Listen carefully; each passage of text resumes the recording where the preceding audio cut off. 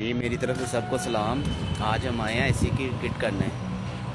तो ये आज आए हैं हमारे साथ दानिश भाई। तो ये हायर कैसी है, तो सिर्फ 3 साल यूज़ हुआ है और E7 का एरर दे रहा है। E7 का किट का मसला आ गया है। हायर कंपनी है और किट का मसला आ गया इसका। 3 साल ही यूज़ हुआ है तो ये प्रोग्रेस है हायर की बस ये देख लें।